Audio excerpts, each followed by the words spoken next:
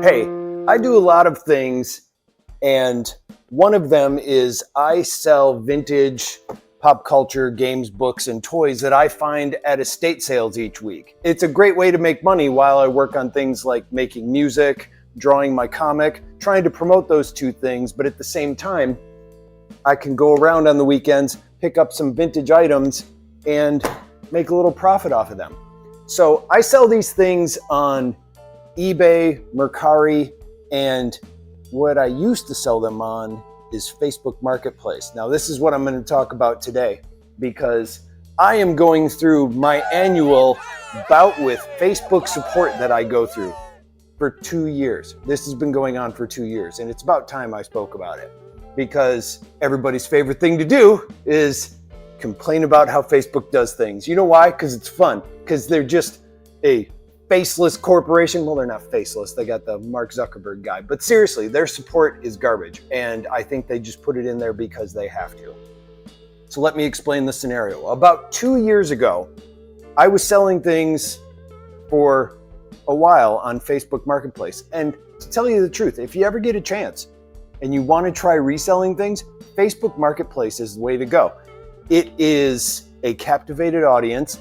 And it also offers shipping, so you can create shipping labels. All you have to do is just post things on there. It's free and it's great. I sold tons and tons. I was actually outselling my eBay shop on Facebook Marketplace. It was fantastic. Now, I am a bulk seller. I list lots of things. I go to estate sales all the time. I have about 2,000 items in all of my stores, and I cross-post them. Then one time on Facebook Marketplace, someone said, hey, I can't buy your item to have it shipped to me. They were in like California or something like that, many states away from me. So I was like, that's weird. So I had my wife check it, and she went to the item, and it's like, oh yeah, the buy now button is grayed out.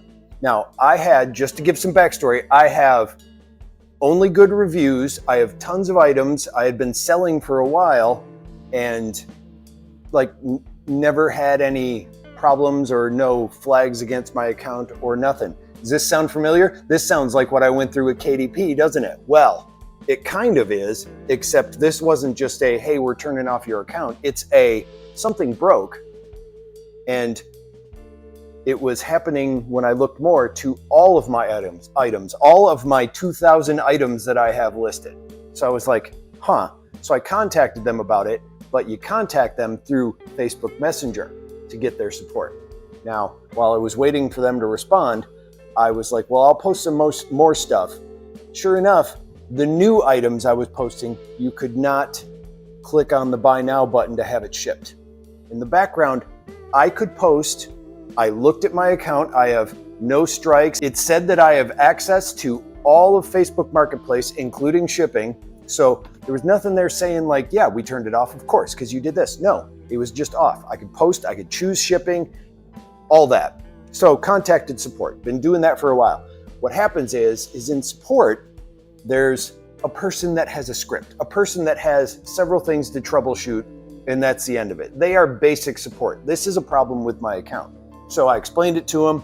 They went, can we access this? Oh, they would be like, oh, it's because you can't list this item. This item doesn't allow shipping, because there are certain items that they don't allow you to ship.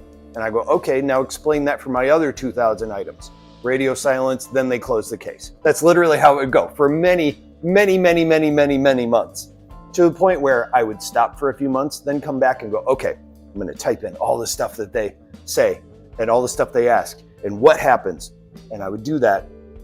And sometimes it would seem promising, and then it would just get closed. They would close the case because they'd be like, oh, we don't know what this is. I've again created a very long, you see in this message here, this is only half the message. And I'm like, I'm not doing this. I haven't done this. This is the problem. Here's the bug. This is a back-end issue. This is not a support issue.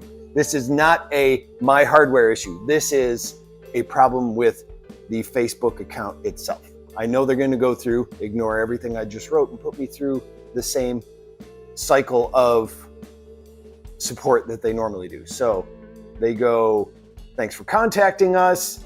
We understand that you're having trouble with the buy now button. So basically it's chiming back exactly what I just said to them.